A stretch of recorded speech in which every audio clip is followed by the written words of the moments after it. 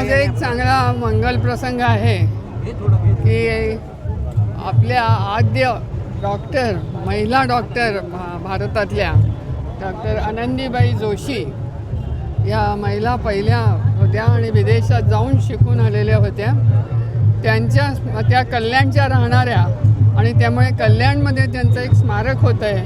त्याच्या भूमिपूजनातून उद्घाटन करण्याचा आत्ता मी घोषित करते आणि ही संधी मला मिळाली इथे येण्याची, त्याबद्दलही धन्यवाद. कल्याणमध्ये एवढं मोठं स्मारक पहिल्यांदा उभं राहतं आहे, म्हणजे काय लोकांपर्यंत पोहोचलं पाहिजे ही भूमिका आपली. बरोबर. एक आहे की त्या काळी 100 वर्षापूर्वी जवळजवळ एखाद्या महिलेने आकांक्षा बाळगणं, शिकणं, तिला तिच्या घरच्यांचा सहयोग मिळणं आणि विदेशामध्ये शिकायला जाणं ही खूप मोठी गोष्ट आहे. सर्व महिलांच्याच दृष्टीने नाही तर समाजाच्या दृष्टीने आहे की एखादी व्यक्ती ठरवेल तर काय करू शकते हे तर त्या काळात आहे. तर आजही अनेकांना ते प्रेरणास्थान आहे.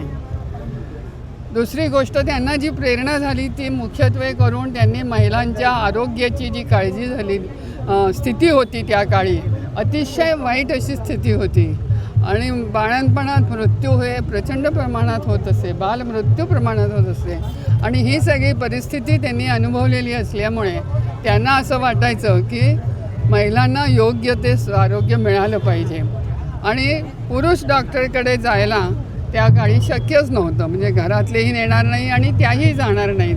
अशा असल्यामुळे महिला डॉक्टर जर झाली तर अशा महिलांना एक चांगलं जीवन मिळेल, चांगलं आरोग्य मिळेल, ह्या दृष्टीने त्यांनी जे शिकण्याचा ध्यास धरला होता तो सर्व ध्यास धरणं एखाद्या गोष्टीकरता हा एक आपल्यासमोर आदर्श आहे. कल्याणपुरताच नाही तर हा सगळ्या देशभरासाठी अशा प्रकारचा एक आदर्श आहे की आपल्या समाजाच्यासाठी स्वतःहून ध्यास धरणं आणि एक त्यांनी महिला स्वास्थ्य हा एक मोठा त्यांचा प्रेरणेचा विषय होता.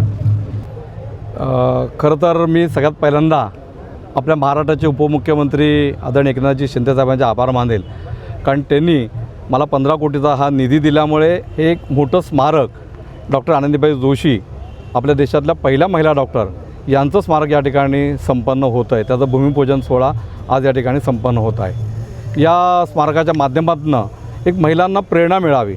ज्या प्रतिकूल परिस्थितीमधून डॉक्टर आनंदीबाई जोशींनी शिक्षण घेतलं, परदेशामध्ये जाऊन त्या डॉक्टर झाल्या आणि महिलांविषयी त्यांची असलेली एक जागरूकता जी होती तीच प्रेरणा या कल्याणच्या माध्यमातून पूर्ण देशभरामध्ये जावी, अशा प्रकारचं एक प्रेरणास्थान, एक मोठं सेंटर हे या ठिकाणी व्हावं अशा प्रकारची इच्छा आदरणीय गीताताई गुंडे आणि वनवासी कल्याण आश्रमाचे राष्ट्रीय संघटन मंत्री सदाशिवराव देवधर यांच्या संकल्पनेतली हे प्रोजेक्ट या ठिकाणचं हे आहे आणि त्याच्याकरता निधी आज आदरणीय एकनाथजी शिंदेसाहेबांनी मला दिला, तर मनापासून मी त्यांचे या ठिकाणी पहिल्यांदा आभार मानतो. यामध्ये डॉक्टर आनंदीबाई जोशी यांच्यावरती माहिती असलेली एक म्युरल्स या ठिकाणी असणार आहेत की जे म्युरल्स बघून त्यांचा इतिहास कळेल, त्यातनं प्रेरणा मिळेल, अशा प्रकारचं एक मोठं म्युरल्स या ठिकाणी डॉक्टर आनंदीबाई जोशींच्या जीवनावरचं असणार आहे. दुसरं एक ऑडिटोरियम असणार आहे की ज्या ऑडिटोरियममधून महिलांना प्रोत्साहन मिळेल, महिलांना मोटिवेशन मिळेल, त्यांचं ट्रेनिंग या ठिकाणी केलं जाईल, अशा प्रकारचा हेतू या ऑडिटोरियमचा प्रामुख्याने आहे.